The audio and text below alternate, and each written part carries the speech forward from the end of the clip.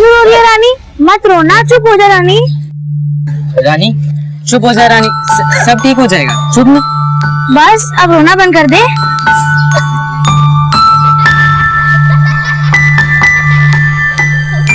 अच्छा चल चल चल इधर आ। बैठ इधर, बैठ इधर ही बैठना, कहीं मत जाना। हम आ रहे हैं, ठीक है? लेकिन हम कहीं नहीं जा रहे, हम आ रहे हैं, तो इधर ही बैठ, ठीक है? चलो।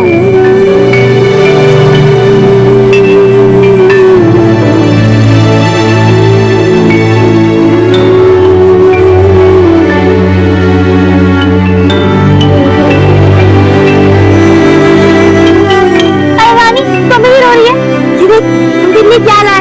कितनी अच्छी फ्रॉक है ना? ये बहुत अच्छी लगी। खड़ी हो, खड़ी हो, खड़ी हो। क्या पहन के दिखाएगी तू? अब से हम सब एक दूसरे का ख्याल रखेंगे, एकदम फैमिली की तरह। और सनी वो कहाँ है? वो आप लोगों को नहीं मिला, उसको हम ढूंढ ही रहे थे, लेकिन वो मिलता उसके पहले तुम ही भाग गई। सनी पक्का मिल जाएगा ना? हाँ तो टेंशन मत ले, ठीक है? कम से कम हम तीनों तो साथ हैं, अब हम सनी को भी ढूंढ लेंगे।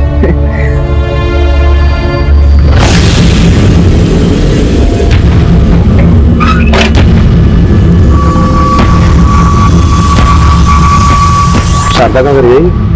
हाँ साहब यही है। जिस दिन शारदा के ऊपर हमला हुआ उस दिन आप में से किसी ने नकाबपोश आदमी को देखा था? साहब नकाबपोश आदमी को तो नहीं देखा था, लेकिन हाँ 2 बच्चे जरूर निकले थे यहाँ से।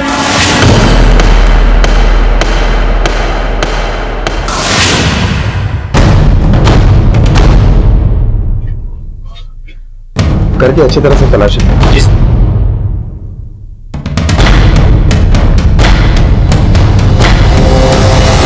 सर में ऐसा कुछ भी नहीं दिखाई दे रहा है जिससे ये लगे कि यहाँ चोरी हो सकती है। क्या शारदा किसी के साथ कोई दुश्मनी थी? नहीं साहब, उसकी किसी की भी साथ दुश्मनी नहीं थी साहब। उस बेचारी की तो खुद ही बच्ची गायब हो गई है साहब, कल ही वापस आई थी साहब। रानी कैसी है बेटा तू? लेकिन शारदा ने तो हमें इस बारे में कुछ नहीं बताया। सर ये शारदा के साथ किसी बच्ची की फोटो मिली है। शारदा के साथ ये लड़की कौन है? साहब यही तो है उसकी बेटी रानी साहब। इसकी गुमशुदा होने की रपट लिखाई थी उसने, ये कल ही वापस आई थी। लेकिन शारदा के साथ हॉस्पिटल में तो कोई नहीं था। सर मैंने अच्छे से चेक कर लिया, लेकिन रानी की कहीं भी कोई मिसिंग कंप्लेंट दर्ज नहीं हुई। तो फिर शारदा ने ये झूठ क्यों बोला कि उसने रानी की मिसिंग कंप्लेंट दर्ज की? यही तो है उसकी बेटी रानी साहब। इसकी गुमशुदा होने की रपट लिखाई थी उसने। और कहीं ऐसा तो नहीं कि उसके घर पे जो नकाबपोश वाला आदमी आया था ये बात भी झूठी हो? सर हमारे केस से मिलता जुलता मामला बैंड्रा इलाके में भी सामने आया। वहाँ पे भी कुछ बच्चों के खिलाफ केस रजिस्टर्ड हुए, जो कि वहाँ के लोकल लोगों के लिए सर का दर्द बन चुका है। तुम एक काम करो, फौरन अपने पास इस केस के जितने भी डिटेल्स है उनके साथ शेयर करो, ठीक?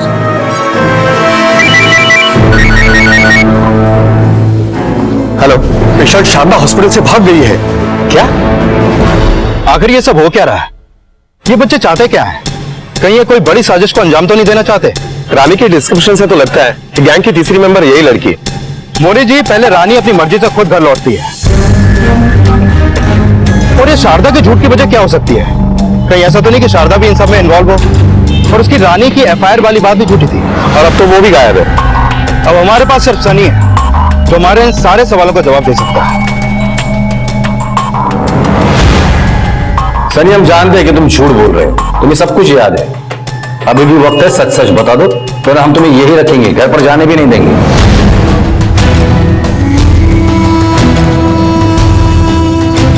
सनी पुलिस अंकल को बेटा सब कुछ सच सच बता दो। देख सनी, मैं तेरी माँ हूँ और तुझे बहुत अच्छी तरह से समझती हूँ। जिस दिन तू घर पर आया था ना, मैं उसी दिन समझ गई थी कि तू मुझसे कुछ छुपा रहा है, लेकिन मुझे लगा कि तू 1-2 दिन में मुझे सब कुछ बता देगा, पर तूने कुछ नहीं बताया। अभी भी तेरे पास मौका है, पुलिस अंकल को सब कुछ सच सच बता दे, फिर हम दोनों इकट्ठा यहाँ से चलेंगे। और अगर तू नहीं बताएगा ना, तो मैं यहाँ तुझे अकेला छोड़कर घर चली जाऊंगी और तुझसे मिलने कभी भी नहीं आऊंगी। ठीक है सनी, तू कुछ नहीं बोलेगा ना? अब तू यहीं रह अकेला। मम्मी मम्मी प्लीज आप मुझे, मैं सब कुछ सच सच बता दो प्लीज। मम्मी आप मत जाओ ना प्लीज प्लीज, मैं सब कुछ सच सच बताता हूँ।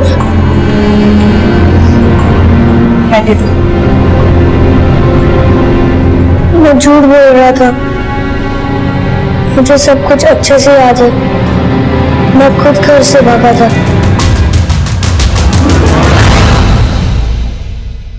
क्यों? घर पे रहता था तो पापा हमेशा डांटते और मारते रहते थे। मैं बहुत डर गया था, इसलिए मैं स्कूल से सीधा भाग गया। फिर मुझे एक बच्चा मिला। कौन था वो? मुझे नहीं पता।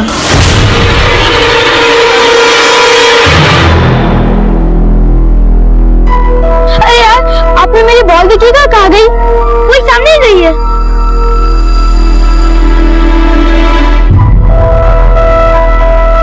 अरे यहाँ आके बताओ ना, पता नहीं कहाँ गई है।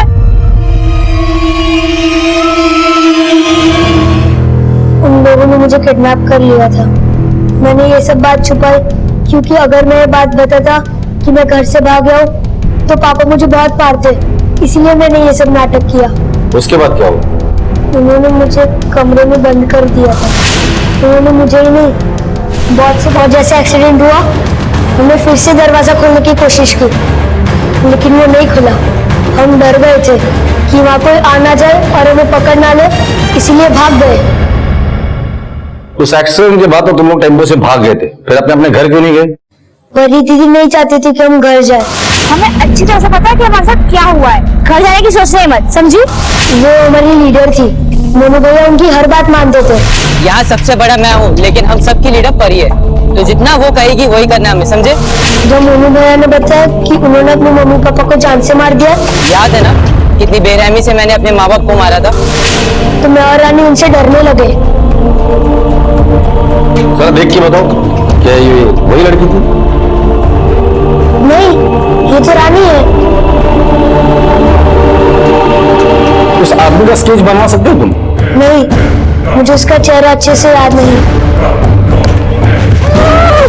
शिंदे, ये केस जितना दिखता है उतना आसान है नहीं। जो सच्चाई सनी ने पुलिस के सामने रखी थी वो काफी चौंका देने वाली थी। आखिर ये हो क्या रहा था? एक साथ इतने सारे बच्चों को अगवा करके क्यों रखा गया था? क्या ये मामला चाइल्ड ट्रैफिकिंग का था, या फिर इस केस में अब भी कुछ ऐसे खुलासे होने थे जो हमारी सोच से भी परे थे? जो कुछ भी चिंटू ने अपने साथ किया था उसके पीछे राज क्या था? और मोनू और परी अपने घर वापस क्यों नहीं लौटना चाहते थे? घर जाने की सोच नहीं मत, समझी? कोई घर नहीं जाएगा। केस में आगे बढ़ते बढ़ते पेचीदगियां भी बढ़ती जा रही थी। पुलिस को अब ये मामला किसी बड़ी साजिश की तरफ इशारा करता नजर आ रहा था। वो कड़ियों से कड़ियां जोड़ने में लगे थे। सर, ये केस शुरू हुआ एक टेम्पो के एक्सीडेंट से। उस टेम्पो में हमें इस बच्चे पीयूष की लाश मिली। टेम्पो का मालिक शिवम, उससे भी कुछ खास इंफॉर्मेशन हाथ नहीं लगी। सर, फिलहाल इस केस में हमें सिर्फ एक ही बच्चा मिला है, सनी, जिसने हमें बताया कि एक मोनू नाम के लड़के ने अपने ही माँ बाप को मार दिया था, और साथ में एक लड़की परी, जिसके बारे में अभी तक कुछ पता नहीं चल पाया, और दूसरी लड़की है रानी, जो इस गैंग की चौथी मेंबर है, और अब इसकी माँ शारदा, वो भी लापता है। इसलिए ऐसा भी हो सकता है कि इस शिवम का शारदा के साथ कोई कनेक्शन हो, या फिर रानी अपने घर गई, माँ शारदा पर हमला किया और भाग गई, या फिर परी और मोनू रानी के घर गए, उसकी माँ शारदा पर हमला किया और रानी को लेकर भाग गए।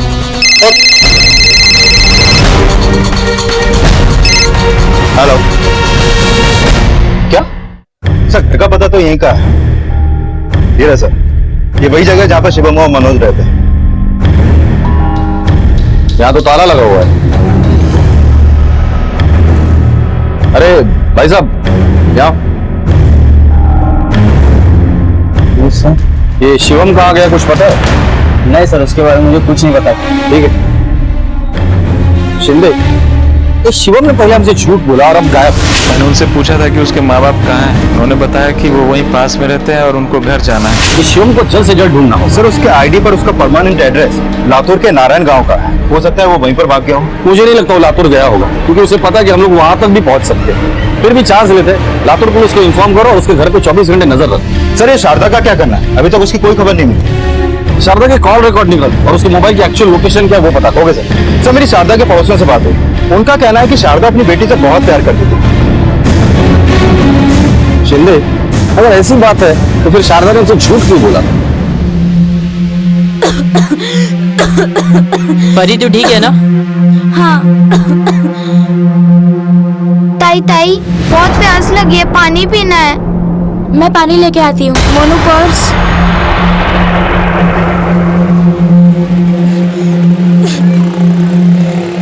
अंकल एक पानी की बोतल देना।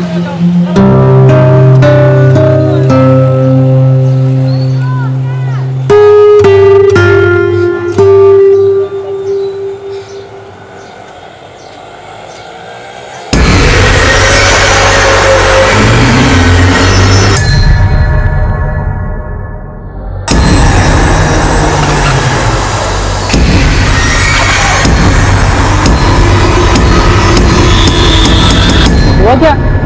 ठीक है ना? कुछ नहीं, चलो आगे चलो। सर शारदा के कॉल रिकॉर्ड आ चुके हैं। कॉल रिकॉर्ड से साफ है कि शारदा शिवम के टच में तो नहीं थी, लेकिन हाँ एक नंबर ऐसा है जिस पर शारदा की लगातार बात हुआ करती थी। ये नंबर बब्बन के नाम पे रजिस्टर्ड है सर। ये बब्बन कौन है? सर ये बब्बन किसी प्राइवेट प्रॉपर्टी लैंड पर सिक्योरिटी गार्ड की नौकरी करता है। ठीक है। शारदा की लास्ट लोकेशन क्या है? शारदा की लास्ट लोकेशन बरवे रोड वाले 4 रास्ते की थी। वो जगह काफी सुनसान रहती है सर। शारदा को कैसे जानते हो? मैं और शारदा एक दूसरे को प्यार करते हैं साहब। प्यार करते हो? इसका मतलब शारदा के बारे में बहुत कुछ जानते होगे। शारदा का उसके बेटी के साथ रिश्ता कैसे था? इस बारे में तो मुझे कुछ पता नहीं साहब, और मैंने उससे कभी पूछा भी नहीं साहब। और मेरी दिलचस्पी शारदा में थी साहब।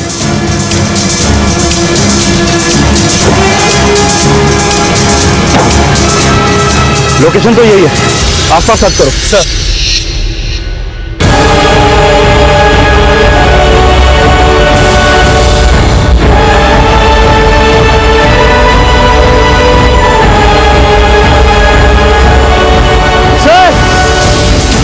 सर ये देखिए, ये मोबाइल मिला है।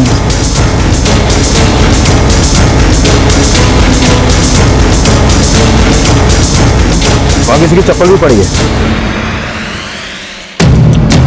ये टूटी हुई चूड़ियां भी हैं। लगता है कि ये सब शारदा का ही है। और जिस तरीके से सारी चीजें यहाँ पर पड़ी हुई हैं, उससे तो लगता है कि यहाँ पर आपस में किसी की लड़ाई हुई है। नहीं, ऐसा तो नहीं कि शारदा की किसी से लड़ाई हुई हो। शारदा किसी का कोई ऐसा राज जानती हो जिसके बाहर आने से किसी को खतरा हो। देख बब्बन, बहुत से लोग हमारे सामने झूठ बोलते हैं, लेकिन उनका झूठ पकड़े जाने के बाद वो बोलने के लायक नहीं रहते। भाई तू भी वही गलती तो नहीं कर रहा है? नहीं साहब, सब एक बात है साहब। शारदा अपनी बेटी को बिल्कुल भी प्यार नहीं करती थी साहब। ऐसे लगता था जैसे उस पर बोझ है, बोझ। ये तो तेरे को, मेरे को लगा तो नहीं रहेगी आज। बब्बन, उससे मिलने के लिए मुझे छुपते छुपाते आना पड़ता है, और मैं नहीं चाहती कि तेरे मेरे रिश्ते के बारे में कोई भी जाने। काय को टेंशन लेती है? चल, ये क्या है? इसको भी लेके आया। तू यहाँ क्या कर रही है? इधर परेशान हो गई हूँ मैं इस लड़की से। मुझे इस लड़की से पीछा छुड़ाना ही पड़ेगा। मैं और शारदा शादी करने की सोच रहे थे, लेकिन इससे पहले शारदा रानी से पीछा छुड़ाना चाहती थी। रानी से क्यों पीछे छुड़ाना चाहती थी? वो उसकी सगी बेटी नहीं थी क्या? और ये शिवम और शारदा का क्या कनेक्शन? इस बारे में तो मुझे भी नहीं पता साहब, और शारदा ने मुझे कभी बताया भी नहीं। ये शिवम कौन साहब? मैंने शारदा के मुंह से कभी इसका नाम नहीं सुना साहब। ठीक है, जा। ये बब्बन जैसा दिखता है वैसा है नहीं। कि ऐसा तो नहीं कि ये जानबूझकर हमें उलझा रहा है। सर बब्बन के खिलाफ अभी तक हमें कोई सबूत नहीं मिल पाया है। और सर शारदा की लास्ट लोकेशन पर भी ऐसी कोई चीज नहीं मिली है जिससे साबित हो कि बब्बन वहां पर मौजूद था। बब्बन का कहना है कि ना ही उसने कभी शिवम को देखा है और ना ही शारदा से उसका नाम सुना है। शिव एक काम करो, एक कांस्टेबल 24 घंटे उसके पीछे लगा और पता करो कि शारदा जिस वक्त गायब हुई थी ये बब्बन कहा था। Okay sir. पुलिस इस केस में शारदा, रानी और बब्बन के एंगल पर बहुत बारीकी से काम कर रही थी। शारदा जिस तरह से रानी से पेश आती थी, उसे देखकर यह सवाल जरूर खड़ा होता था कि क्या रानी शारदा की अपनी ही बेटी है? क्या बब्बन जो कुछ भी पुलिस को बता रहा था वो सब सच था? क्या कोई ऐसी बात थी जिसे वो जानबूझकर पुलिस से छिपा रहा था? दूसरी तरफ रानी, मोनू और परी किसी तरह से दिन काट रहे थे। वो अब भी कहीं ना कहीं छिपते छिपाते एक जगह से दूसरी जगह घूम रहे थे। पर आखिर वो ये जिंदगी और कितने दिन जीने वाले थे, और ऐसा करने के पीछे उनका मकसद क्या था? ताई ताई आइसक्रीम, आइसक्रीम।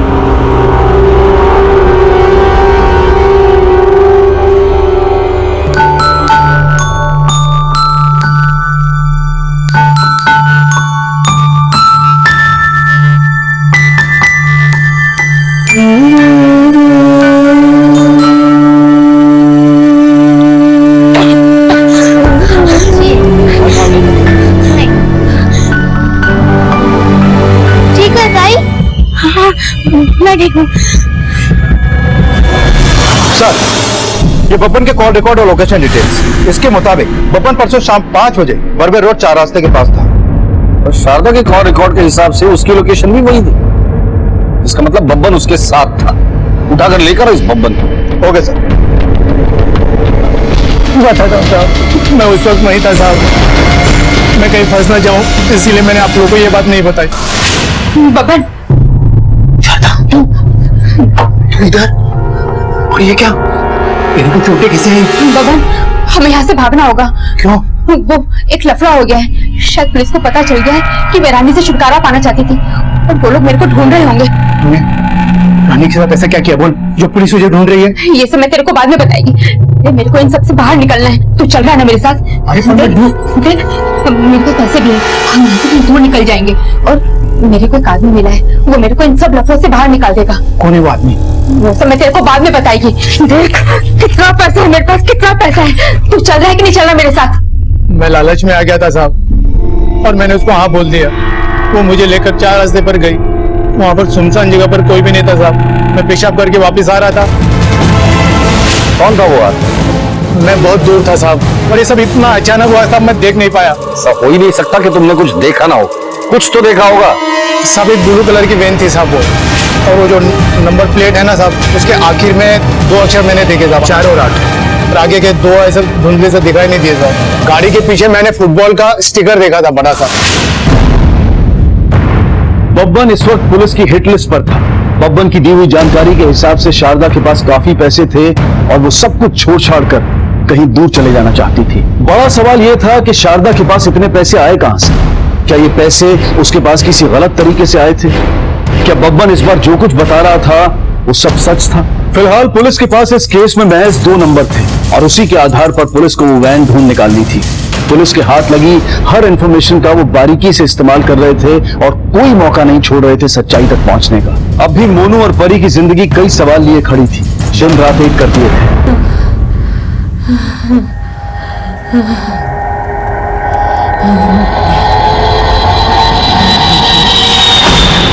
सब बब्बन के मुताबिक जिसने शारदा को किडनैप किया, शायद ये वही आदमी है जिसने बच्चों को भी किडनैप किया होगा।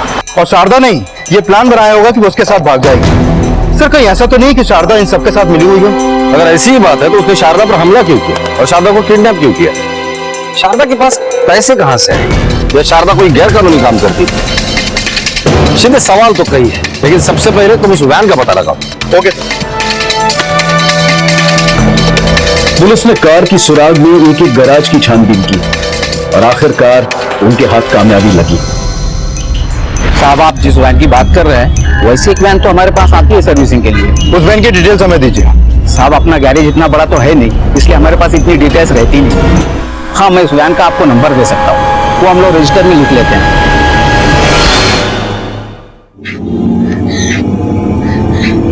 परी, परी, तू ठीक है ना? क्यों नहीं? वहाँ चल, बैठ जल्दी, आराम से। मैं पानी लेके आया।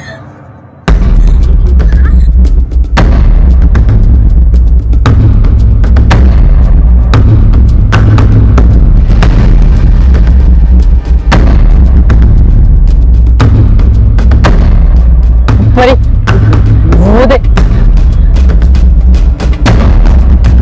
लापता, नाम रानी, रंग गया हुआ, सफेद टॉप और लंबे बाल। इसके साथ 2 और बच्चे भी हैं। किसी भी व्यक्ति को इनके बारे में कोई भी जानकारी हो तो तुरंत मुंबई पुलिस को संपर्क करें। साई, अब क्या होगा?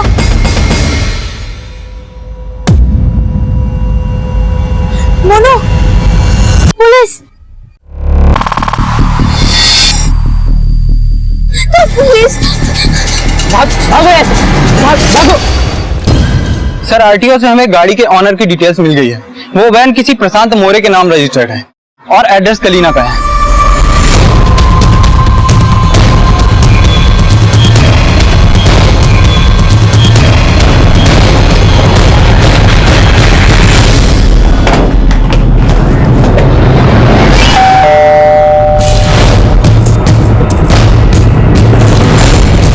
प्रशांत जी, मैं उसका बड़ा भाई दीपक हूँ।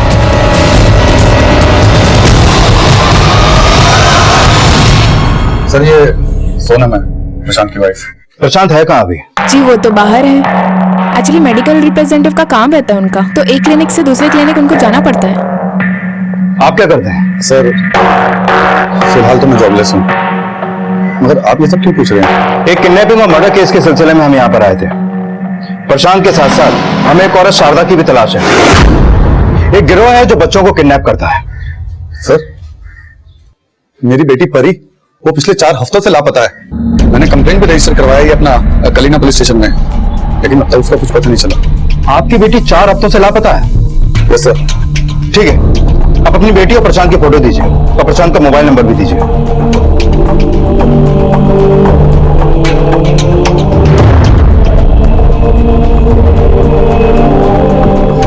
सनी, ये फोटो देखो और पहचान, कैसे जानते हो? ये तो परी दीदी है, ये तो हमारी लीडर थी, इन्हीं की बात हमको माननी पड़ती है। अगर परी आजाद है तो वो घर क्यों नहीं आ रही है? सर, वो बीमार है, उसे लुकेमिया यानी ब्लड कैंसर है, उसे दवाइयों की सख्त जरूरत रहती है सर। इसे जानते हो? क्या ये वही आदमी है जिसने तुम्हें किडनैप किया था? मुझे नहीं पता, मैंने उस किडनैपर का चेहरा कभी नहीं देखा।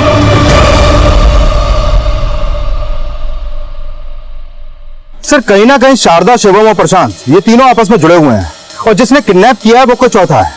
हो सकता है, इसीलिए तो तीनों के तीनों गायब हो गए। शिंदे, पता करो इस दीपक ने अपनी बेटी परी की मिसिंग कंप्लेंट लिखवाई थी भी या नहीं? हो सकता है वो भी शारदा की तरह झूठ बोल रहा हो और वो भी इस किडनैपिंग करने वाले गिरोह का मेंबर हो। सर, और एक बात, परी उस टेम्पो से भागने में कामयाब तो हुई थी, पर वो आखिर में घर वापस क्यों नहीं आई? हो सकता है उसे पता हो कि इस किडनैपिंग के पीछे प्रशांत का हाथ है, तो प्रशांत के डर के मारे वो घर पर नहीं गई। सर, वैसे सनी ने भी यही बोला था कि वो किडनैपर उन बच्चों का अच्छे से ख्याल रखता था, खाना और बाकी सब चीजें टाइम पर देता था। तो वो किडनैपर आखिर में बच्चों से चाहता क्या था? इसका जवाब तो वो किडनैपर ही दे सकते हैं। शिंदे, याद है तुम 2 महीने पहले हमने बच्चों की तस्करी करने वाले गिरोह को पकड़ा था। इस रघु से पूछताछ करते, उसके पास जवाब जरूर होगा। शिवम, प्रशांत और शारदा, इन तीनों को तो तू जानता ही होगा, ये आजकल तेरा धंधा संभाल रहे हैं। इन लोगों को मैंने पहले कभी नहीं देखा, शायद नए लोग हैं जो कि अपना नाम बदल कर धंधा जमा रहे हैं। ये लोग बच्चों को किडनैप करते हैं, कुछ दिन अपने पास रखते हैं, उनकी अच्छे से देखभाल भी करते हैं। आखिर ये लोग चाहते क्या है? सब हमारा धंधा और पिज्जे का धंधा एक जैसे ही होता है। 30 मिनट में ऑर्डर खत्म। इतना लंबा हमारे धंधे में कोई किसी को नहीं टिकाता है। रिस्क भी तो हाई हो जाता है, और वैसे भी कंपटीशन का जमाना है, मार्केट में अलग अलग बिजनेस आइडिया चल रहे हैं। अब इनके दिमाग में कौन सा आइडिया वो आप उनको कैसे मालूम? सर, आखिर ये गैंग करना क्या चाहता है? रघु जैसे क्रिमिनल को भी इनके कारनामों की कानों कान तक खबर नहीं है। इन सबका परी के फैमिली से जरूर कोई ना कोई कनेक्शन हो। परी और प्रशांत दोनों गायब, प्रशांत और शारदा का भी कनेक्शन हो। परी की फोटो हर पुलिस स्टेशन में सर्कुलेट कर दो। परी और बाकी के बच्चों को बचाना बहुत जरूरी है। सर, और एक बात समझ में नहीं आ रहा कि सारे बच्चे अपने घर क्यों नहीं जाना चाहते, और इन सबका मास्टरमाइंड है कौन? तुम्हें इसी का तो पता लगाना है।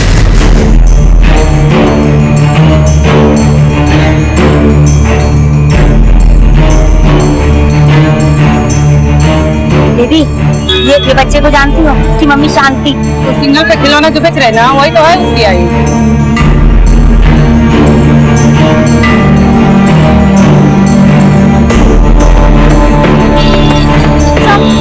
आपने इस बच्चे को कहीं देखा है? इसका नाम चिंटू है। देखिए ना, मैं इसे सिग्नल पे बैठती हूँ, अगर आपको कभी पता चले तो बताइएगा।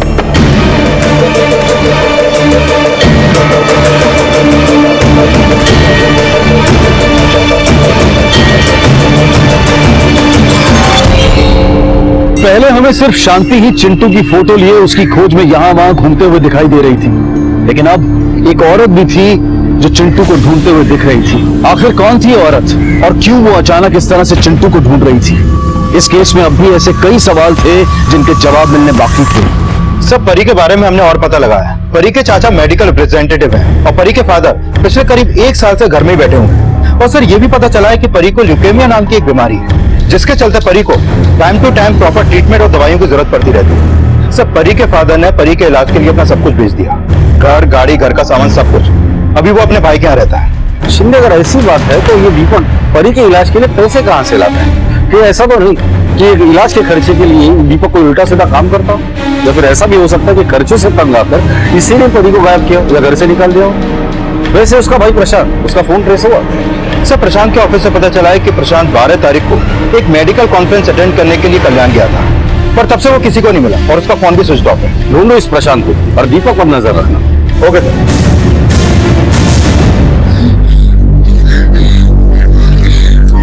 परी क्या हो रहा है? परी क्या हुआ? परी क्या हो रहा है? बैठो बैठो यहाँ, बैठो। परी क्या हुआ? परिताई, आपको अपने घर चले जाना चाहिए, आपकी तबीयत बहुत खराब है। मैं घर कभी नहीं जाऊंगी।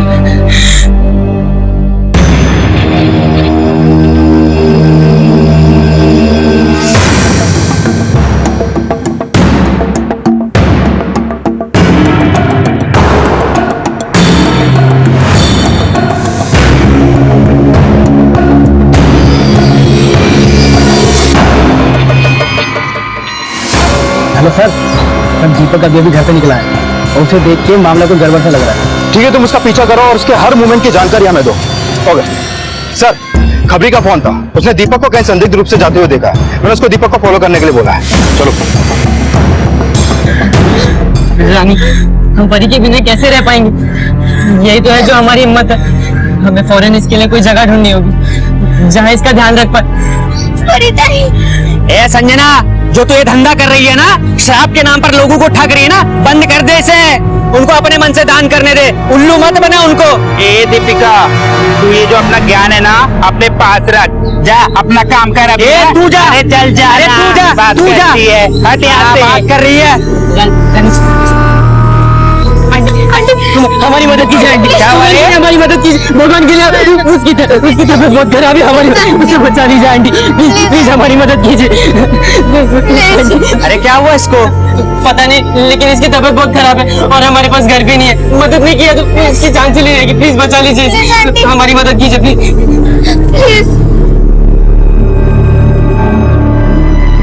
चल लेकर चल इसको मेरे घर।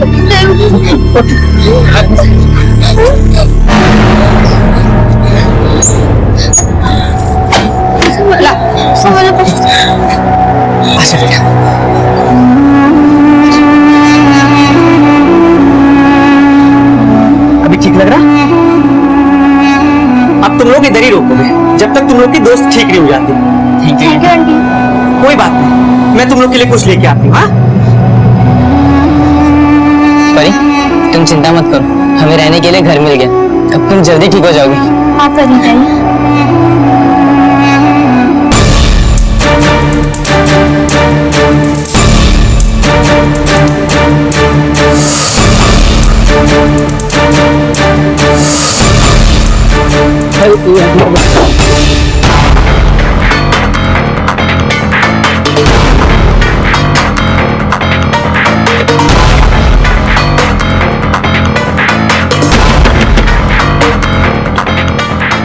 मनोज, दरवाजा तोड़ दो। शिंदे, लगता है पीछे से रास्ता है। शिंदे, चेक कर। शिंदे, जल्द से जल्द हमें इस प्रशांत तक पहुंचना होगा। शारदा की मौत और दीपक का इस तरह से घायल होना कई सवाल खड़े कर रहा था। पुलिस ने यह तय कर लिया था कि वो किसी भी हाल में प्रशांत को ढूंढ निकालेंगे। इस केस के पीछे छिपे राज क्या थे? इस केस में पुलिस हर मोड़ पर एक ऐसे चौराहे पर पहुंचती जा रही थी जहां उनके लिए यह समझना मुश्किल हो रहा था कि वो किस दिशा में जाए, और वहीं दूसरी तरफ बच्चे एक के बाद एक मुसीबतों में फंसते जा रहे थे। मां का आंचल और घर का आंगन जब छूटता है तब दुनिया की असलियत समझ में आती है, और यही हो रहा था इन बच्चों के साथ।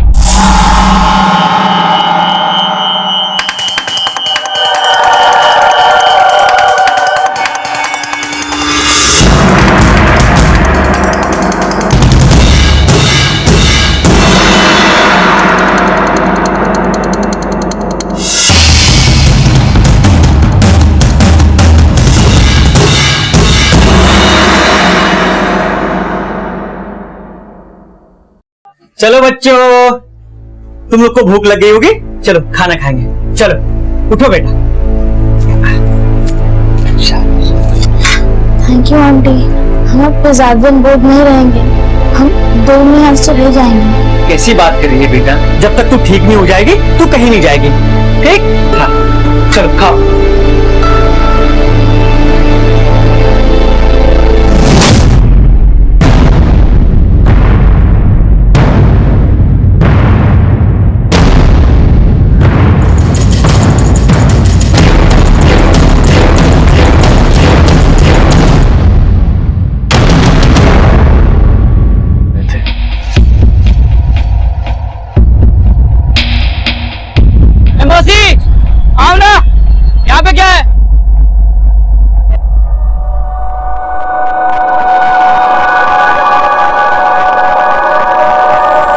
हेलो। हाँ बोल ना।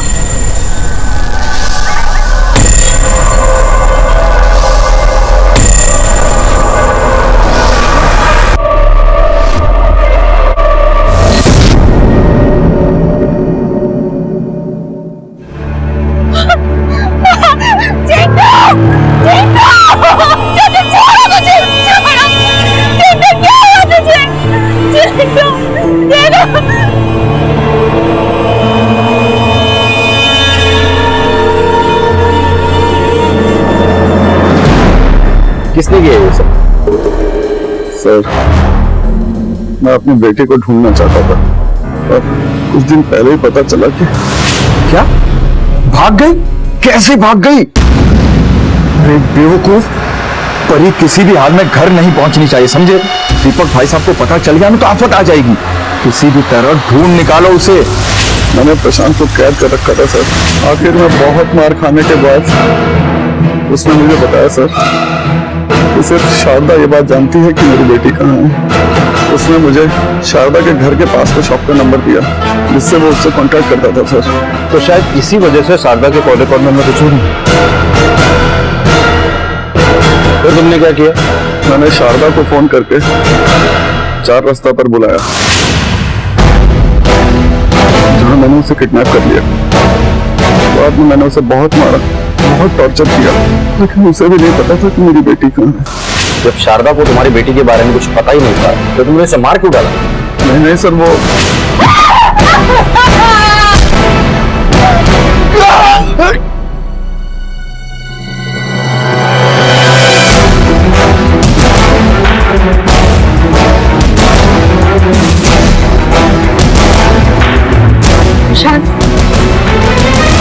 मेरे को तू खोल दे।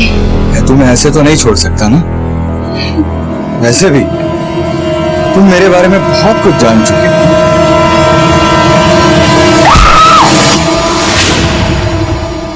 सर, प्रशांत को लगा कि मैं और शारदा मर गए हैं। मैं वो घर के पीछे पानी में फेंकने के लिए ले गया, तभी आपकी गाड़ी की आवाज आई तो वो भाग गया हमें वहीं छोड़ के सर।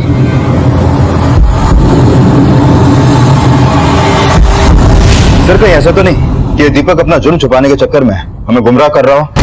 सुनिए, इस प्रशांत को ढूंढ निकालो। जिस दिन ये प्रशांत हाथ लग जाएगा ना, उस दिन दूध का दूध और पानी का पानी हो जाएगा।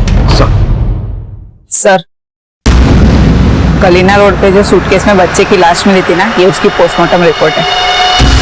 प्रारंभिक रिपोर्ट के हिसाब से चिंटू की मौत सर पे चोट लगने से हुई। सवाल ये उठता है कि चिंटू ने खुद को नुकसान क्यों पहुंचाया और उसकी बॉडी को सिग्नल पे सूटकेस में रखकर किसने रखा? सर, शारदा की पोस्टमार्टम रिपोर्ट के मुताबिक उसकी मौत सर पर चोट लगने की वजह से हुई और प्रशांत का भी कोई पता नहीं चल रहा है। सर, हमारी एक टीम उसको ढूंढने में लगी है। सर, एसवी रोड से खबर आई है, वहाँ पे कुछ लोगों ने 3 बच्चों को घर में से भागते हुए देखा है और उस घर में डेड बॉडी भी है।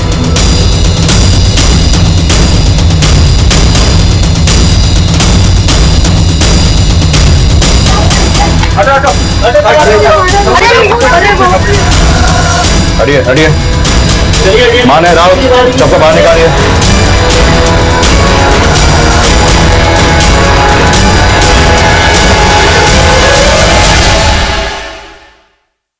राउत, पूरे घर को चेक करो, शायद कोई क्लू मिले। सर, आप लोगों में से किसी ने कुछ देखा? साहब मैंने देखा। बोलिए। साहब, मैं इधर ही बाजू में रहती हूँ और अचानक मुझे दीपिका के चिल्लाने की आवाज आई तो मैं भाग कर इधर आई और देखा उसके घर से 2 लड़कियां और 1 लड़के भाग रहे थे। फिर मैं जैसे ही अंदर गई, मैं देखकर घबरा गई। दीपिका मर चुकी थी और मैंने फौरन आपको फोन किया।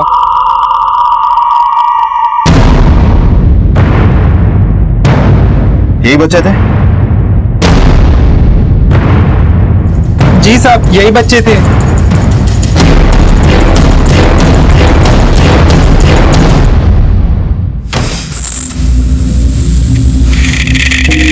ये लीजिए आपकी चाय। सनी बेटा, ये लो तुम्हारे लिए दूध। नहीं मम्मी, मुझे दूध नहीं पीना। अरे सनी, मेरा दूध पियो। सनी, पापा बोल रहे हैं ना, जल्दी से दूध पी लो।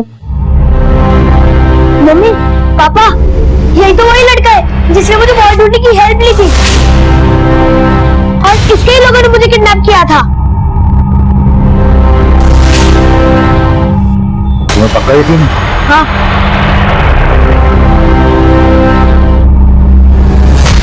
सनी, पापा बोल रहे हैं ना, जल्दी से दूध पी लो।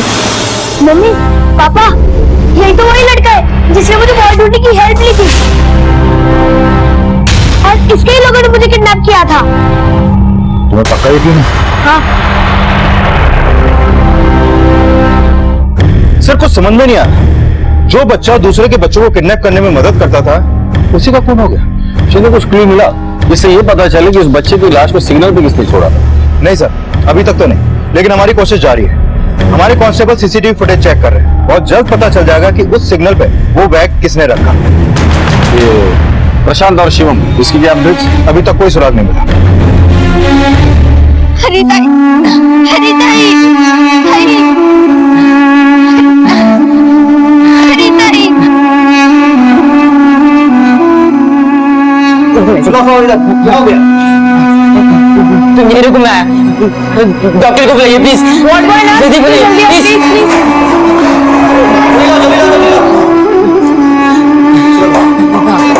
आराम से, आराम से।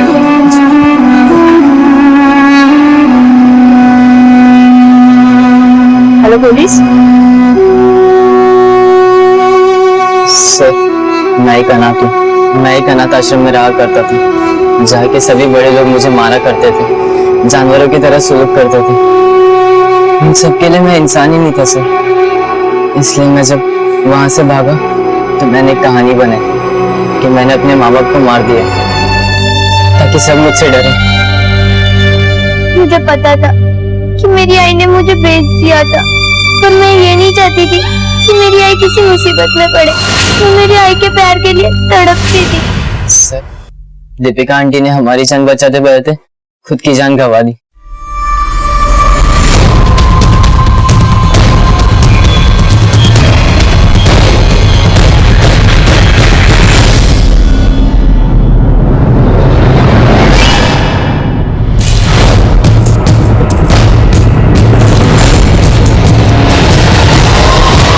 सर, जिन बच्चों की हमें तलाश थी वो बच्चे हमें मिल चुके हैं और दीपिका मर्डर केस भी सॉल्व हो गया है। लेकिन अभी तक ये नहीं पता चल पाया कि वो कौन था जो बच्चों की किडनैपिंग कर रहा था और क्यों। उन बच्चों को भी कुछ पता नहीं जिससे हमें कोई लीड मिल सके। सर फॉरेंसिक से चिंटू की विसेरा रिपोर्ट आई। सर, इसमें तो बड़ी चौंकाने वाली बात सामने आई है। फिर चिंटू तो एक छोटा सा बच्चा ही था सर। शिंदे, छोटे से बच्चे के साथ ये सब इंसानियत नाम की कोई चीज नहीं है। सर, सीसीटीवी फुटेज से उस औरत का पता चल चुका है जिसने वो बैग सिग्नल पर रखा था। औरत का नाम गौरी सावंत है और वो कुर्ला की किसी लैब में लैब असिस्टेंट का काम करती है।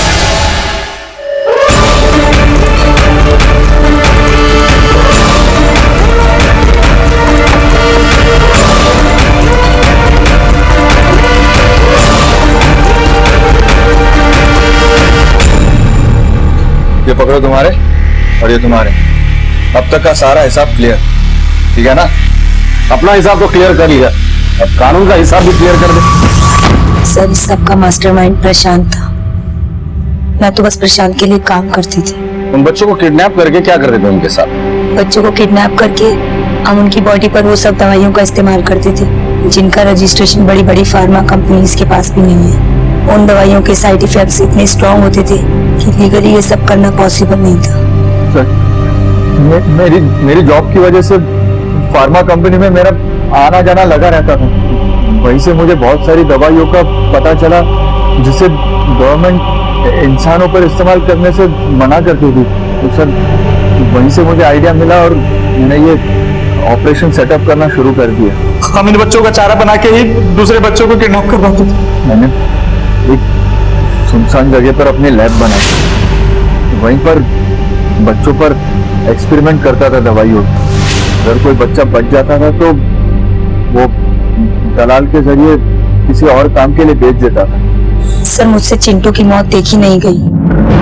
एक अजीब सा लगाव सा हो गया था उस बच्चे से। प्रशांत चिंटू का इस्तेमाल बच्चों को किडनैप करने के लिए एक चारे की तरह करता था। हमेशा उसको बोलता कि अगर तुम बच्चों को किडनैप करने में हमारी मदद करोगे तो हम तुम्हें एक दिन जरूर घर जाने देंगे। पर ऐसा नहीं हुआ सर। हमने उन ड्रग्स का इस्तेमाल एक दिन चिंटू की बॉडी पर भी किया तो मेरा जमीर जागा सर। मैंने चिंटू की लाश को उसके माँ बाप को सौंपने का फैसला किया ताकि वो कम से कम अपने बच्चे का अंतिम संस्कार तो कर सके। मैंने चिंटू के गुमशुदा होने का इश्तिहार अखबार में पढ़ा था, जिसमें लिखा था कि उसकी माँ शांति सिग्नल पर खिलौने बेचती है। फिर सिग्नल पर जाकर मैंने चिंटू की लाश वहीं छोड़ दी। फर्नीचर की डिलीवरी की आड़ में मैं और मनोज उन बच्चों की तस्करी करते थे। ऐसी कौन सी वजह थी जो तुमने परी को भी किडनैप किया? वो लड़की हमारे लिए श्राप बन गई थी। बर्बाद हो गया था मेरा भाई उसके पीछे। सब कुछ बेच बाज के मेरे घर पे आके रहने लगा था। और इतना ही नहीं सर, उस बड़ी के इलाज में मेरा भी पैसा लगने लगा था। मैंने सोचा कि कुछ करना पड़ेगा, इस लड़की से पीछा छुड़ाना पड़ेगा। और वैसे भी मुझे वो कैंसर की दवाई का एक्सपेरिमेंट करना था, जिसके लिए बड़ी बिल्कुल सही लड़की थी। शारदा से तुम्हारा क्या लेना देना था? तुम उसे कैसे जानती? और ये रानी, ये कहाँ मिली तुम्हें? सर, शारदा ने अपनी बेटी रानी को हमें बेच दिया। तुम लोगों ने जो जुर्म किया है वो इंसानियत को शर्मसार करने वाला है। कानून की किताब में तुम लोगों के लिए जो भी सजा लिखी होगी ना, वो कम ही होगी। बाकी ये बच्चे कहाँ हैं?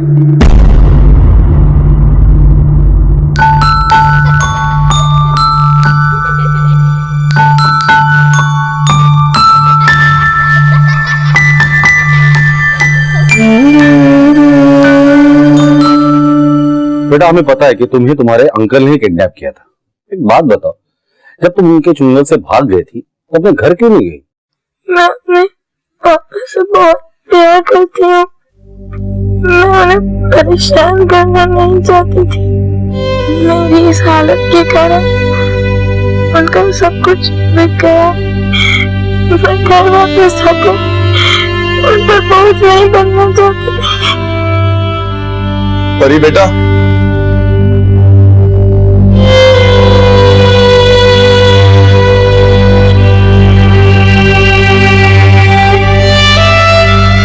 क्या कह रही है तू?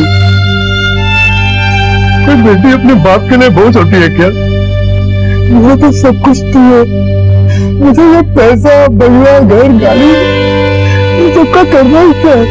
जब तू मेरे पास नहीं होगी तो मुझे इन सब चीजों को जाने का कोई डर नहीं है बेटा। मेरी असली दौलत तू है बड़ी।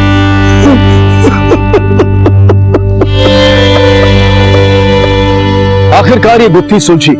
पुलिस ने बड़ी ही कुशलता से इस केस की एक एक कड़ी को सुलझाया, जुर्म की जड़ों का सफाया किया और आखिरकार एक ऐसे गिरोह का पर्दाफाश हुआ जिसने न जाने कितने ही बच्चों की जिंदगी के साथ खिलवाड़ किया। इन बच्चों में से कुछ की हालत तो काफी नाजुक थी, पर वक्त पर मिली पुलिस और डॉक्टर्स की मदद से उनकी जान बचाई जा सकी।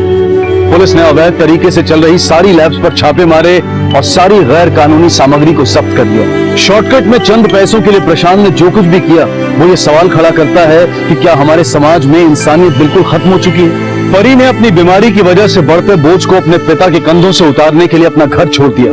मोनू ने अनाथ आश्रम में हुए जुल्मों से तंग आकर बाहर अपनी दुनिया बसाने के बारे में सोचा। सनी ने पढ़ाई के दबाव में आकर घर से दूरी बनाई और रानी को उसकी माँ की नफरत ने घर से दूर कर दिया। घर से निकलना बहुत आसान है, लेकिन घर से बाहर की दुनिया बहुत बेरहम है, मौका परस्त है, और धीरे धीरे ये सब ने जान लिया। देखते हैं हमारे आज के एपिसोड की दूसरी कहानी।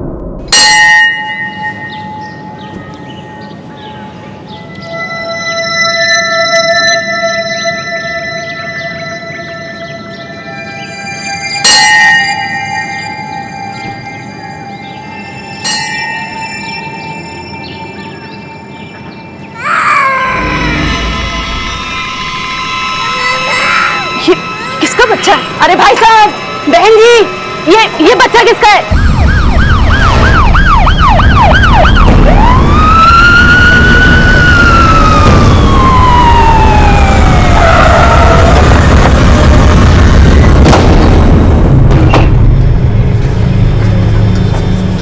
Hi sir, I am doctor स्थान। मैंने ही आपको कॉल किया था सर। कुछ लोग इस बच्चे को हॉस्पिटल लेकर आए थे सर। हमने ट्रीटमेंट इमीडिएटली शुरू कर दिया, लेकिन असेसमेंट में पता चला कि उसके खाने में जहर मिला हुआ था। जहर? Yes sir.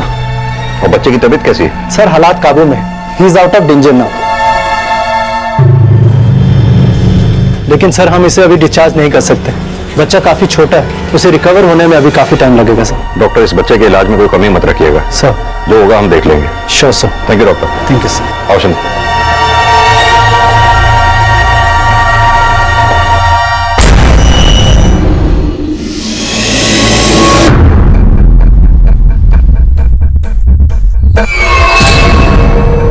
लोगों में से इस बच्चे को यहाँ कौन लेकर आया था? जी सर, हम ही लेके आए थे यहाँ। इस बच्चे के साथ में कोई और भी था? नहीं सर, जब मैं सीढ़ियों पर पहुंची तो बच्चा अकेले ही तड़प रहा था। मैंने आवाज लगाकर सबको बुलाया और उसे अस्पताल लेकर आ गई। पर हाँ सर, उस बच्चे के पास में ना मिठाई पड़ी हुई थी। इस बच्चे के माँ बाप कौन है, पहचानते हैं आप? नहीं सर। आपने? Yes sir. इन लोगों के नंबर ले लो। Okay sir. डॉक्टर के मुताबिक बच्चे ने जो खाया उसमें जहर था। ये हो सकता है कि उसके पास जो मिठाई पड़ी थी उसमें जहर। सर, कि ये हो सकता है कि जहर मंदिर में बांटे गए प्रसाद में था। नहीं शिंदे, क्योंकि अगर मंदिर के प्रसाद में जहर होता तो और लोग भी बीमार पड़ते। ये मंदिर जाकर पता करो तो बच्चा आया किसके साथ में था। जो भी है, बच्चा अकेले तो आया नहीं होगा। सर, सिस्टर, इसे ग्लूकोज चढ़ा दो और मैंने जो मेडिसिन दी है, ठीक है, उसे टाइम पर देते रहना।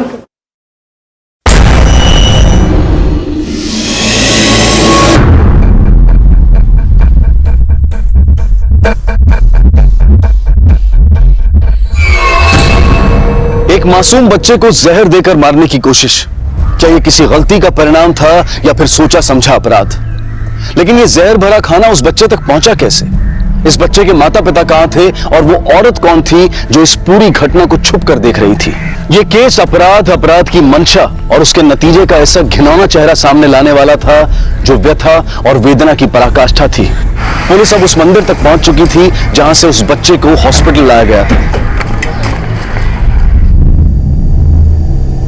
पाटिल, ये पूरी मिठाई फोरेंसिक लैब भेज दो। सर। मंदिर और आसपास के एरिया में सभी लोगों से पूछताछ करो। देखो बच्चे के बारे में कोई भी कुछ जानता है क्या। Okay sir.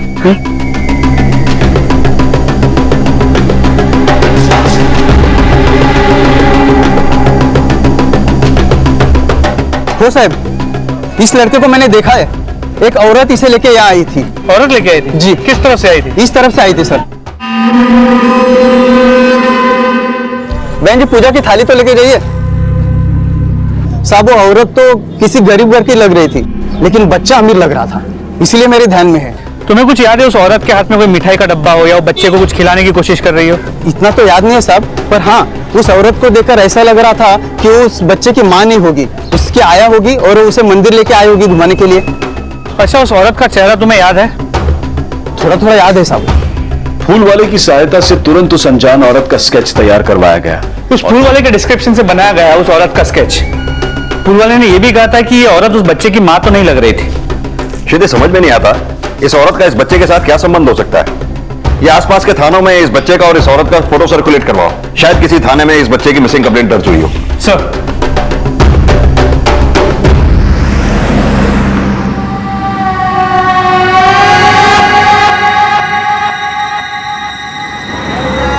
दादा, ये बस आसोली गांव नागपुर जाएगी ना? हाँ हाँ, जाएगी ना। बैठिए।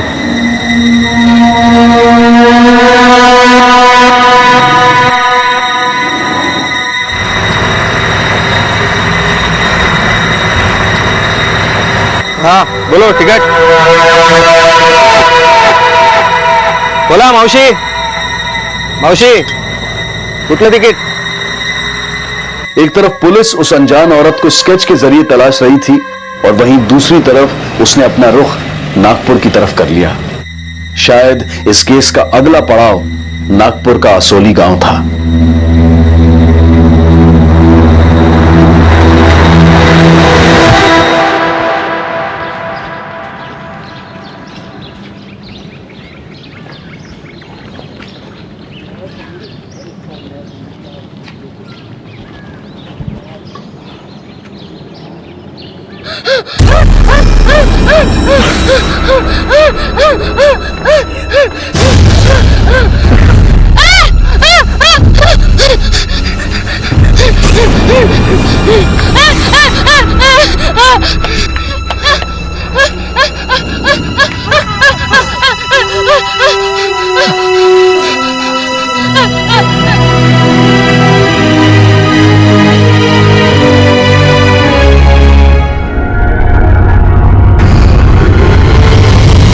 देखो, तुम्हारे बाबा की बीमारी बहुत बढ़ती जा रही है। ये अस्पताल सरकारी जरूर है, लेकिन यहाँ सब कुछ मुफ्त नहीं होता। तुम्हें बहुत से पैसों का इंतजाम करना होगा। जल्द से जल्द पैसों का इंतजाम करो ताकि हम उनका इलाज शुरू करें, वरना सब कुछ हाथ से निकल जाएगा।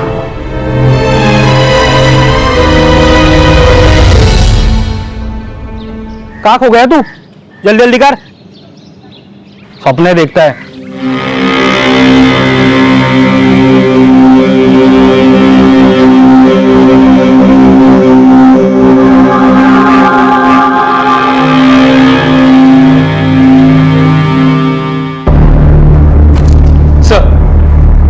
मंदिर के पास एक दुकान में सीसीटीवी कैमरा लगा था, वहां की ये फुटेज है।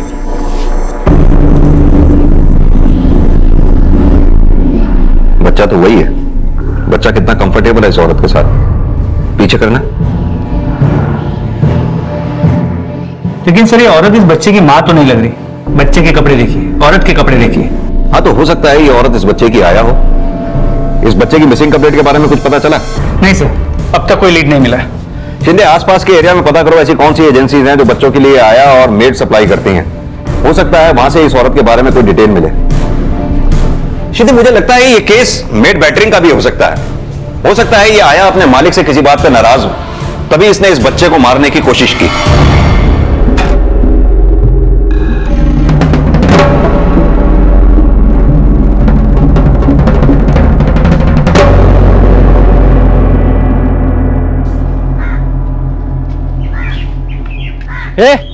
ट्रैक्टर पूछना बंद कर, चल नीचे। देखता है।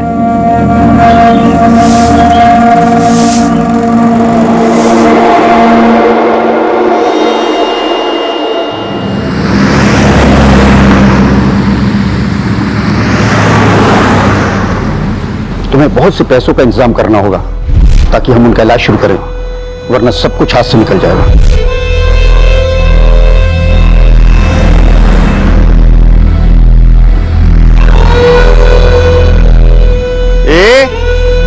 तू ऐसा नाक पे हाथ रख के काहे को खड़ा था रे? तेरे को मालूम है ना क्या काम करने का है? ये अक्खा जो गटर गंदा है ना, इसको साफ करने का है। तेरे को तेरा पैसा मिल जाएगा। जा, उतर। हाँ, ऐसा एकदम व्यवस्थित करने का। हेलो, हाँ बोला।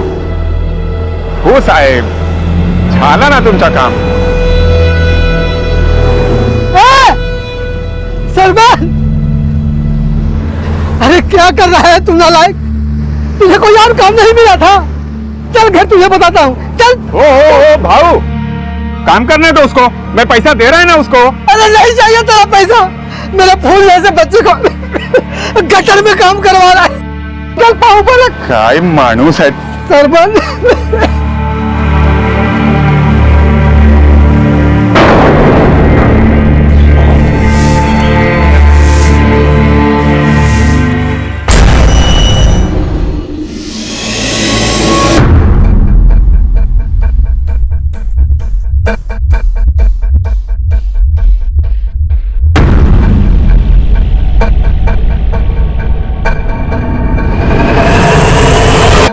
ए, 2 दिन लगेगा इतने काम को, बाकी काम कौन करेगा बे? लवकर कर।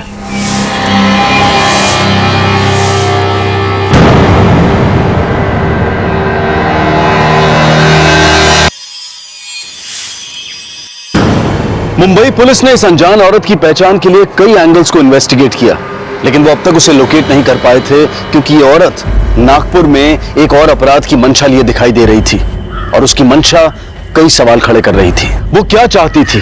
वो उस घर पर नजर क्यों रखे हुए थी? क्या वो किसी अपराध की साजिश कर रही थी? और क्यों वो सिर्फ बच्चों के ही आसपास मंडराते हुए दिखाई दे रही थी? और दूसरी तरफ एक बच्चे पर खतरा मंडरा रहा था। क्या ये भी किसी अपराध का शिकार होने वाला था या फिर सच्चाई कुछ और ही थी?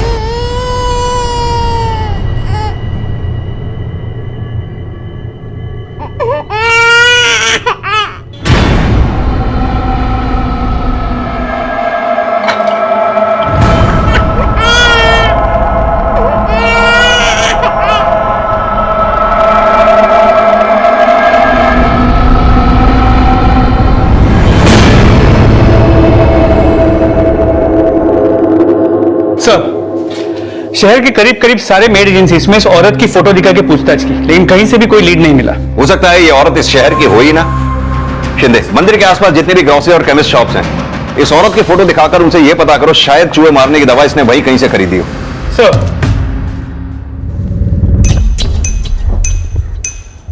क्या रे? आया नहीं तू? शाम तक आना था ना पैसा लेकर, क्यों नहीं आया? देख मेरे को सारा पैसा आज चाहिए, समझा ना तू? बस रे चल। अगर नहीं मिला पैसा तो तेरा ये हाल करूंगा कि तू सोच भी पाएगा, समझा? देखिए मनोहर पाटिल मंडत मला, तेरे घर में घुसकर जो भी है ना सब मेरे घर लेकर आऊंगा, समझा तू?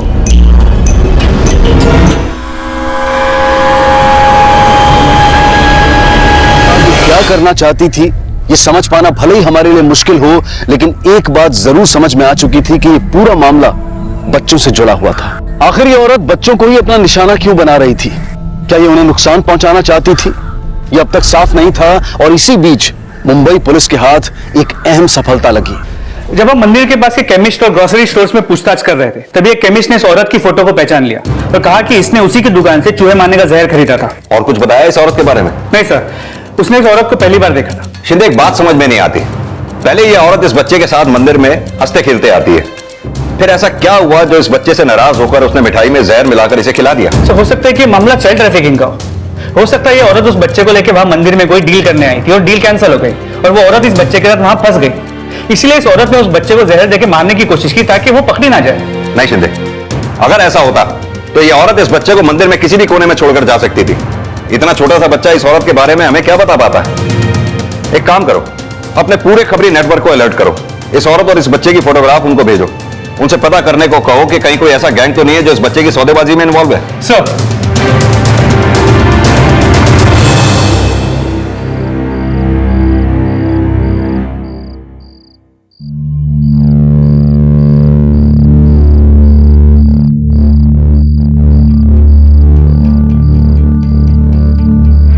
एड्स का मरीज है तेरा बाप। तू और तेरा बाप यहां नहीं रह सकते, वरना ये बीमारी हमको भी हो जाएगी। तू तो मरेगा अपने बाप के साथ, हमको भी ले मरेगा।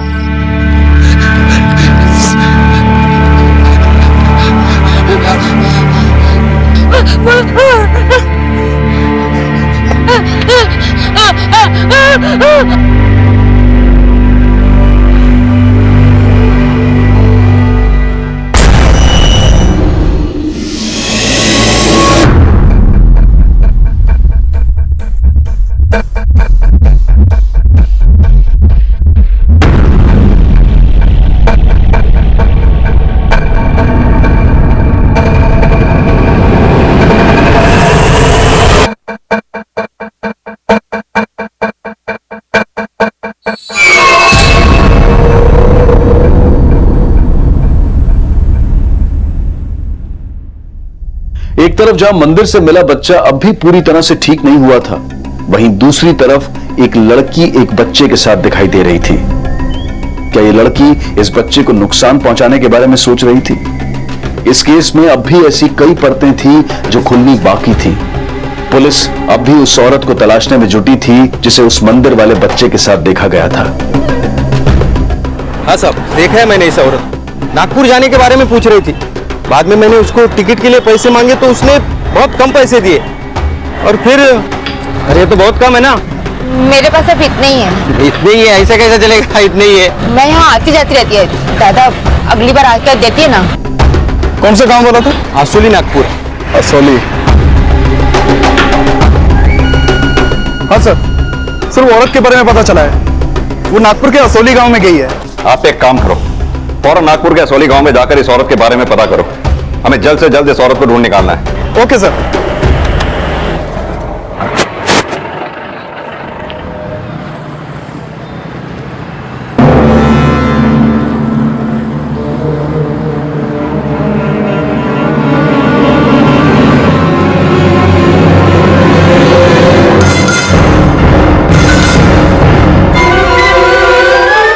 मेरा बेटा राजकुमार, ऐसे क्या देख रहे हैं? हवा में उड़ेगा, बोल, हवा में उड़ेगा।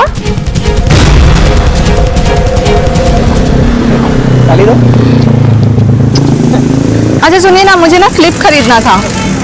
तुम ले लो, मैं जरा जाके आता हूं। अभी आपको कहाँ जाना है? ओफो, आप भी ना। ठीक है, इसको उतारिए। आता हूं मैं। ले लो।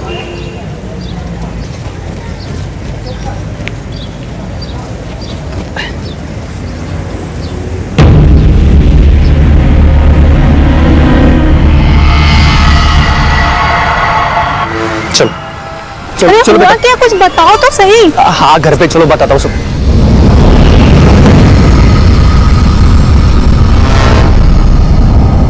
अरे धीरे, वो गिर जाएगा। इकड़े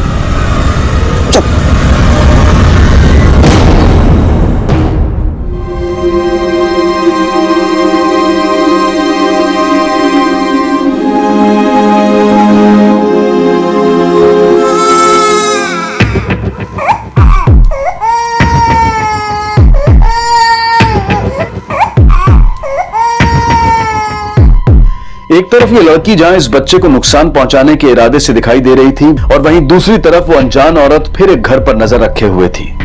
फिर भी तू ना सुनता ही नहीं है। अरे तेरे पापा को बोला है मैंने तेरे लिए वो बॉल लाने के लिए।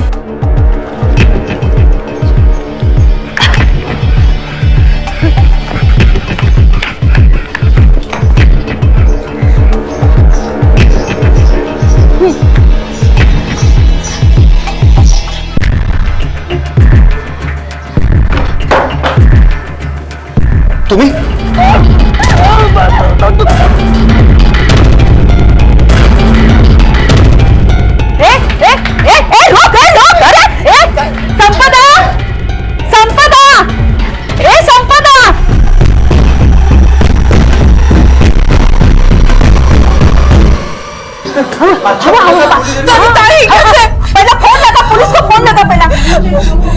आखिर इनके साथ क्या हुआ था और ये कहां किसके साथ थे?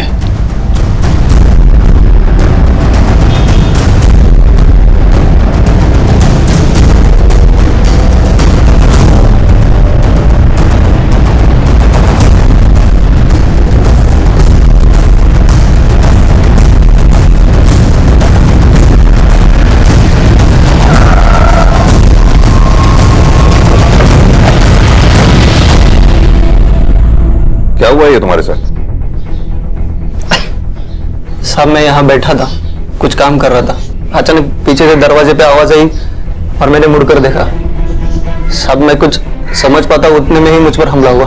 वो औरत ही थी, अब शायद चोरी करने के इरादे से आई थी। मैं चिल्लाने लगा और लोग इकट्ठा हो गए और लोगों को इकट्ठा आते हुए देखो भाग गई। लेकिन थी कौन औरत वो? मैंने उस औरत को पहली बार देखा था और अचानक हमला होने की वजह से उस औरत का चेहरा ठीक से देख नहीं पाया। सब मैंने उस औरत को देखा है। वो वही औरत है जिसके पोस्टर बाजार में चारों तरफ लगे हुए हैं। उसके साथ 12-13 साल का लड़का भी था। शिंदे, कहीं ये वही औरत तो नहीं जिसकी हमें तलाश है? सब मैं चेक करता हूँ। क्या वही औरत है? हाँ साहब, यही है, यही है। तुम पहचान सकते हो? हाँ सर, शायद यही है वो औरत। क्या तुम इसे जानते हो? नहीं साहब, मैंने इस औरत को पहले कभी नहीं देखा।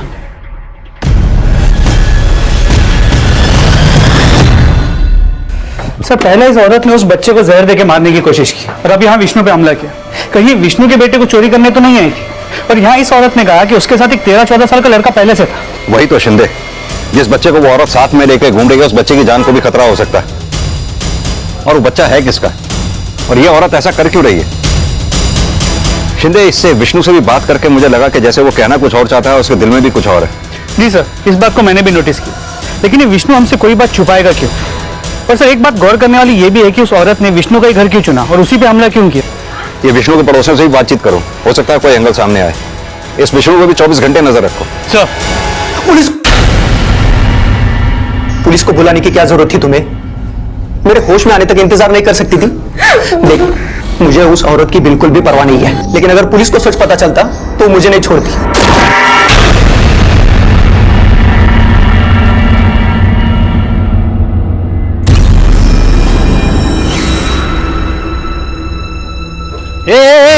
कहाँ क्या? चल निकल निकल बाहर निकल। साहब ही तो आत्मज है और ये इसी का बेटा है। ये आत्मजा का बेटा है। हो साहब, ये 2-2.5 साल का होगा और आत्मजा की एक बेटी भी है, यही कोई 8-10 साल की। और साहब उसका एक बेटा भी है 10-12 साल का, जो कि बोल नहीं सकता। साहब ये आत्मजा काफी दिनों से गांव से बाहर थी, लेकिन कल ही वापस आई थी, फिर चली गई। ये आत्मजा बार बार गांव से बाहर क्यों जाती है? साहब आत्मजा बहुत ही गरीब है, उसे हमेशा पैसों की जरूरत रहती थी। उसके पति को एड्स था और उसके इलाज के लिए काफी पैसे लगते थे, इसलिए वो पहली बार शहर गई ताकि पैसा इकट्ठा कर सके।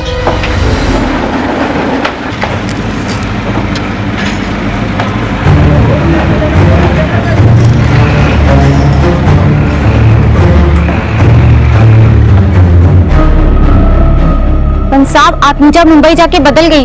उसके देवर से पता चला कि मुंबई में उसका किसी के साथ चक्कर चल रहा है। आत्मजा का देवर कहाँ रहता है? साहब वो मुंबई में रहता है। मुंबई में कहाँ रहता है? वो सब मुंबई में कहाँ रहता है मालूम नहीं। उसका नाम क्या है? विष्णु। विष्णु, ये आत्मजा का पति उसके साथ मुंबई में रहता है? वो तो मर गया साहब। मर गया? होए साहब, इसीलिए तो आत्मजा पहली बार मुंबई से गांव आई थी अपने पति का क्रियाक्रम करने, लेकिन उसके पास क्रियाक्रम के भी पैसे नहीं थे, इसलिए वो पाटिल साहब के पास गई थी। मेरे को एक आखिरी बार पैसे दे दीजिए, मुझे सिर्फ 2000 रुपए चाहिए अपने पति के अंतिम संस्कार के लिए। मैं आपको लौटा दूंगी सर। दे दूंगा, लेकिन भरोसा क्या है तेरा कि तू वापस आके पैसे देगी? हाँ? भरोसा है, कुछ विश्वास है? हाँ? और सुना है मैंने शहर में भी कोई नया मिल गया तेरे को? ऐसा कुछ नहीं है बाबू, एक आखिरी बार 2000 रुपए दे दीजिए, मैं पक्का लौटा दूंगी। ठीक है, दे दूंगा, लेकिन ये बच्चे को रोक दे मेरे पास गिरवी। जब सूद और पूरे पैसे मुझे मिल जाएंगे उसको लेके जा। सोच ले। ए तेरा क्या रे?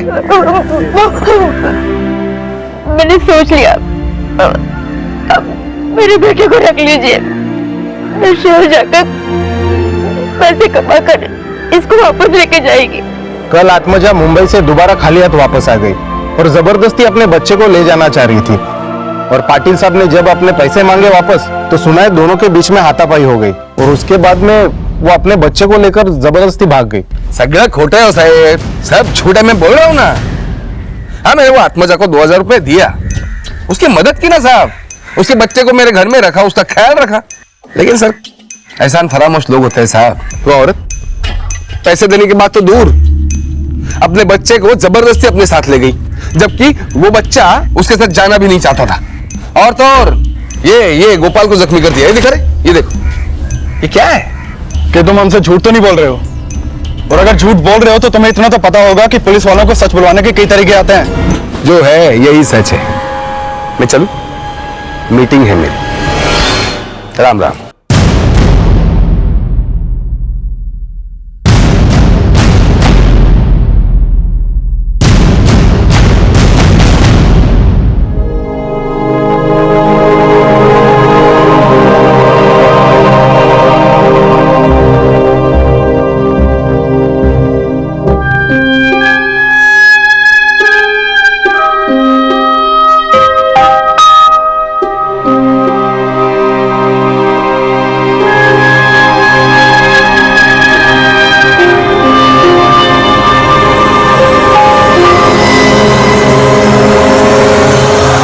सर, मैंने इस औरत के बारे में पता लगाया।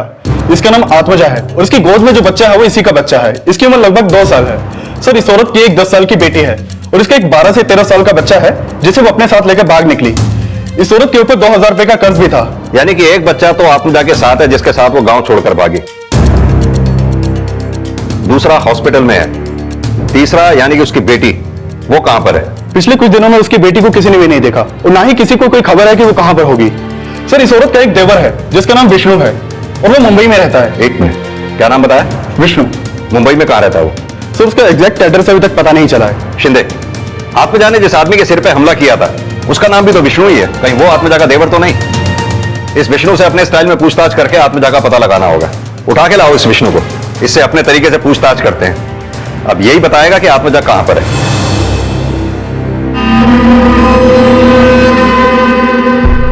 अरे तो आरटी डिजिट है, ये 10 का होता है ना, 10 डालो। हाँ बताओ सर, अपने आप को संभाल नहीं पा रही आप, कहाँ साई और नंदिनी को संभाल पाएगी? आप एक काम करो, नंदिनी को मेरे पास रखो। आ बड़ा राहणार ना माझ्याकडे।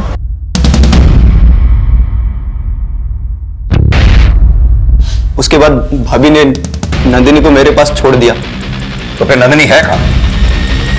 कहां है नंदिनी? सब नंदिनी को मैंने एक मेड एजेंसी को बेच दिया। सब उसके बाद भाभी मुझे अचानक एक दिन रास्ते पर मिली और नंदिनी के बारे में पूछने लगी। उठिया माजी मुल्की, बता नंदिनी कहाँ है? कहाँ है मेरी बेटी? खाने के पैसे नहीं है तुम्हारे पास, कैसे संभालोगी 3 बच्चों को? देखो उसमें से एक का भार मैंने हल्का कर दिया। क्या बोल रहा है तू? बेच दिया तुम्हारी बेटी को। देखो थोड़े से पैसे तुम रखो, काम में आएगा तुम्हारे। साहब मुझे गुस्सा आया था, उसने बीच सड़क में मुझे चाटा मारा और मैंने पूरे गांव में उसके बारे में झूठी खबर फैला दी कि भाभी का मुंबई में किसी के साथ चक्कर चल रहा है। अपने घर वालों के साथ इस तरह का घिनौना खेल खेलते हुए तुझे जरा सी भी शर्म नहीं आई? अब सीधी तरह से यह बता कि नंदिनी को किस मेड एजेंसी को बेचा तूने? Aslam made agency.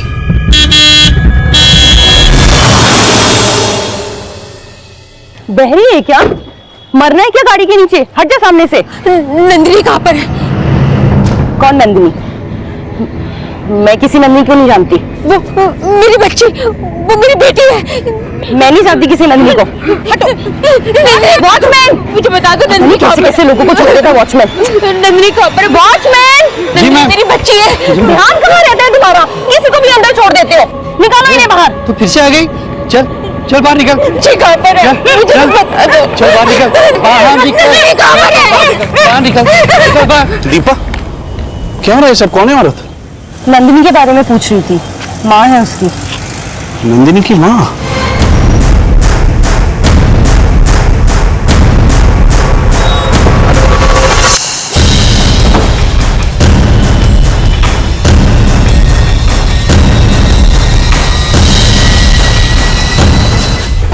अरे सर ये क्या तरीका है सर? हम किसी नंदिनी को नहीं जानते सर। आपको शायद कोई गलतफहमी हुई सर। सर 18 साल से कम उम्र की लड़की को कोई काम पे रखता है क्या? हमने सब पता कर लिया किस मेड एजेंसी से तुमने नंदिनी को हायर किया था। इवन तुम्हारी बिल्डिंग के सिक्योरिटी गार्ड तक ने तुम लोगों के बारे में सब कुछ बता दिया। अब तुम अपने आप बताओगे या दोनों को अलग अलग कमरे में ले जाकर पूछताछ करवाओ? पाटिल, गौरी। नंदिनी हमारे यहाँ काम करती थी सर, लेकिन वो बड़ी अजीब किस्म की लड़की थी सर, बहुत ही लापरवाह लड़की थी सर। एक दिन तो उसकी वजह से मेरे बेटे को यहाँ चोट लग गई थी सर, यहाँ पर। कैसे लगे मेरे बच्चे को? ध्यान क्या करा? एक तो 18 साल से कम उम्र की बच्ची को काम पे रखते हो और उसे टॉर्चर भी करते हो। सर हमने कोई टॉर्चर नहीं किया सर उसे। सर उस दिन तो उसने गलती की थी इसलिए मेरा हाथ उठ गया था सर। और तो और उसे जबरदस्ती करके हम काम पे नहीं लाए थे, हमने पैसे दिए थे उसके लिए। एंड आई एम श्योर वो पैसा उसकी मां को भी गया होगा। उसके बावजूद भी वो सोसाइटी में आके हल्ला मचा रही थी सर। तभी मैंने एजेंसी के ओनर असलम को फोन किया राइट अवे। दीपा क्या हो रहा है? सब कौन है औरत? नंदिनी के बारे में पूछ रही थी, माँ है उसकी। नंदिनी की माँ? हेलो असलम। अरे मैंने तेरे को पहले ही बोला था ना, मेरे को छोटी लड़की नहीं चाहिए। सर आप ही ने कहा था कि सस्ते में चाहिए, अब इससे सस्ते में और क्या मिलेगा? अरे सस्ते में चाहिए था का क्या मतलब है? अरे उसकी माँ यहाँ पे आके ड्रामा कर रही है सोसाइटी में। अरे किसी ने मुझे देख लिया ना, मुझे परेशानी हो जाएगी, समझता नहीं है तू? तू एक काम कर, किसी भी हालत में माँ बेटी को यहाँ से लेके जा। ठीक है सर, मैं कुछ करता हूँ। सर असलम और उसके आदमी नंदिनी को लेकर गए, लेकिन अब नंदिनी कहाँ है और उसकी माँ कहाँ है ये हमें पता नहीं साहब। आत्मजा, तुमने अपने ही बेटे को जहर देकर मारने की कोशिश क्यों की? साहब मैं मुंबई में काफी उम्मीदें लेकर आई थी, सोचा था पैसे कमाऊंगी। मैंने बहुत मेहनत भी की साहब, पैसे भी कमाए। मैं अपने पति को बचा नहीं पाई, उन्होंने आत्महत्या कर ली। साहब मेरे पास इतने भी पैसे नहीं थे कि मैं अपने पति का अंतिम संस्कार करवा सकूं। मैंने साहूकार से 2000 रुपए मांगे, उसने मुझे पैसे तो दिए पर बदले में मेरे बेटे को उसने अपने पास ही रख लिया और कहा जब सूद और पूरे पैसे मुझे मिल जाएंगे उसको लेके जा। और मेरा देवर विष्णु उसने थोड़े से पैसों के लिए मेरी बेटी नंदिनी को बेच दिया साहब। जहाँ मैं नौकरी करती थी वहाँ के मैनेजर साहब ने मेरे साथ जबरदस्ती करने की कोशिश की, मेरी पूरी तनख्वाह छीन ली साहब। अरे इन पैसों की चिंता क्यों करती है, मैं हूं ना। मैं ऐसी जिंदगी नहीं जीना चाहती थी साहब, मैं ऐसी जिंदगी नहीं जीना चाहती थी। लेकिन मेरे सवाल का जवाब अभी भी तुमने नहीं दिया। तुमने अपने ही बेटे को जान से मारने की कोशिश क्यों की?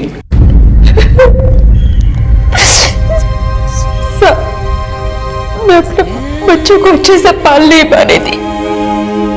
मेरा एक बेटा साहूकार के पास था, मेरी बेटी को बेच दिया था। और जो बच्चा मेरे पास था उसे भी अच्छे से खिला नहीं पा रही थी साहब। तो मैंने सोचा कि मैं अपने बच्चे को मारकर खुद भी मर जाऊंगी। उस दिन मैंने अपने बच्चे के लिए अच्छे से कपड़े चोरी किए।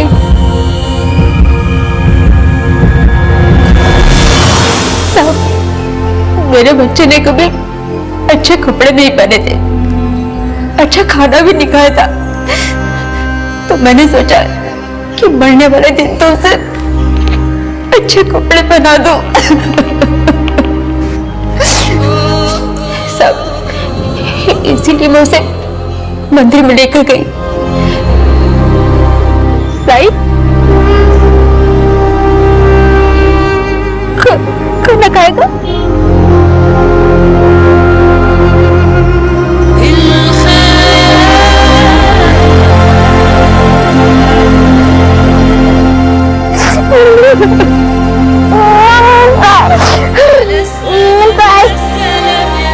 भूख लगी? हाँ?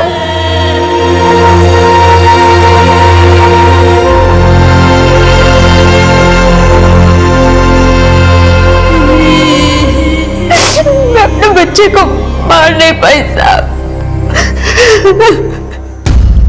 उसे बहुत भूख लगी थी, मैं उसके लिए खाना लेने गई। इसी बीच उसने वो जहर कब खा लिया मुझे पता ही नहीं चला। पर बाद में मैंने देखा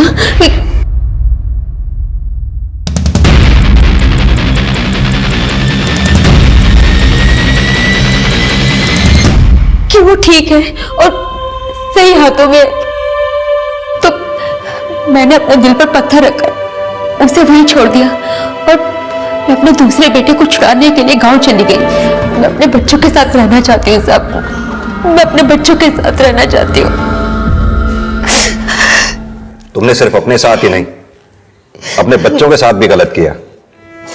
अगर तुम्हारे साथ इतना सब कुछ गलत हो रहा था तो हमें खबर करती, हमारे पास आती।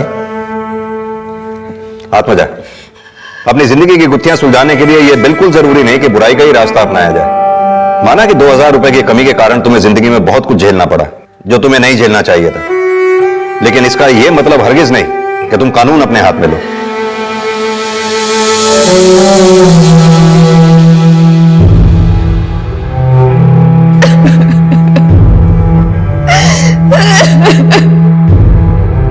मैं मालिक के बच्चे को चोट नहीं पहुंचाना चाहती थी,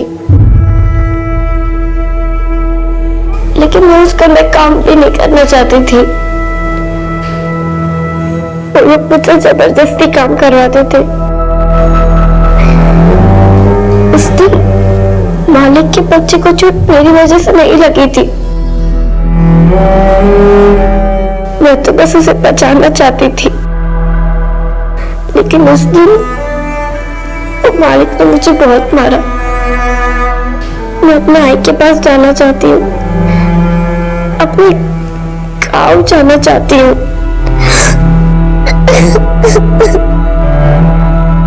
अभावग्रस्त जीवन इंसान को मजबूर कर देता है और मजबूरी सोच को कमजोर बना देती है, और जब सोच घुटने टेक देती है तब इंसान अपना संयम खो बैठता है।